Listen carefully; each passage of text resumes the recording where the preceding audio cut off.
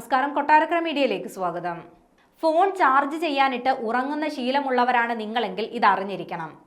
ഇത്തരത്തിൽ phone charge ചെയ്യാനിട്ട ശേഷം ഉറങ്ങാൻ കിടക്കുന്നവരാണ് നിങ്ങളെങ്കിൽ ആ ശീലം എത്രയും പെട്ടെന്ന് മാറ്റുന്നതാണ് നിങ്ങളുടെ ഫോണിന്റെ ആരോഗ്യത്തിന് നല്ലത്.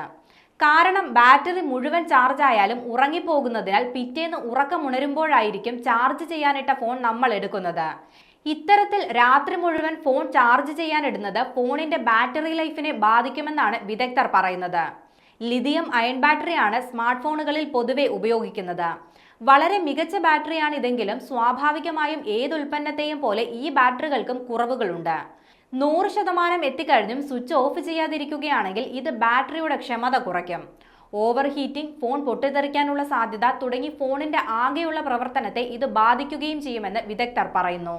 അതേപോലെ തന്നെ ചാർജ് പൂർണ്ണമായി തീർന്ന് ഫോൺ സ്വിച്ച് ഓഫ് ആയി പോകുന്നത് വരെ ഉപയോഗിക്കുന്നതും ഫോണിന്റെയും ബാറ്ററിയുടെയും പ്രവർത്തനക്ഷമതയെ ബാധിക്കും. ബാറ്ററി ചാർജ് 30 മുതൽ 40% ആകുമ്പോൾ തന്നെ ഫോൺ ചാർജ് ചെയ്യുന്നതാണ് ഉത്തമം.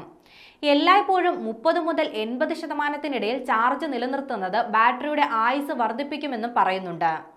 അതിനാൽ തന്നെ ആവശ്യത്തിൽ കൂടുതൽ സമയം ഫോൺ ചാർജ് ചെയ്യാനായി ഇടരുത്. ബാറ്ററി 100% കാണിക്കുമ്പോൾ ഉടൻ തന്നെ അൺപ്ലഗ് ചെയ്യാൻ ശ്രദ്ധിക്കുകയും വേണം. നിലവിൽ ബാറ്ററി പൂർണ്ണമായും ചാർജായി കഴിഞ്ഞാൽ സ്വയമേ ചാർജിംഗ് അവസാനിപ്പിക്കുന്ന സ്മാർട്ട് ഫോണുകൾ വിപണിയിൽ ലഭ്യമാണ്. അതേപോലെ 35 ഡിഗ്രി സെൽഷ്യസിൽ കൂടുതൽ ചൂടുള്ള അന്തരീക്ഷത്തിൽ ആപ്പിൾ ഫോൺ ചാർജ് ചെയ്യാൻ ഇടരുതെന്ന് ആപ്പിൾ ഉപയോക്താക്കൾക്ക് നിർദ്ദേശം നൽകിയിട്ടുണ്ട്. ബാറ്ററിക്ക് സ്ഥിരമായ തകരാറുണ്ടാകാൻ ഇത് കാരണമാകുമെന്നാണ് ആപ്പിൾ വിശദീകരിക്കുന്നത്. കൂടാതെ ചാർജ് ചെയ്യാൻ ഉപയോഗിക്കുന്ന കേബിളുകളും കേടുപാടുകൾ ഇല്ലാത്തതാണെന്ന് പരിശോധിച്ച് ഉറപ്പുവരുത്തണമെന്ന് വിദഗ്ധർ മുന്നറിയിപ്പ് നൽകുന്നുണ്ട്.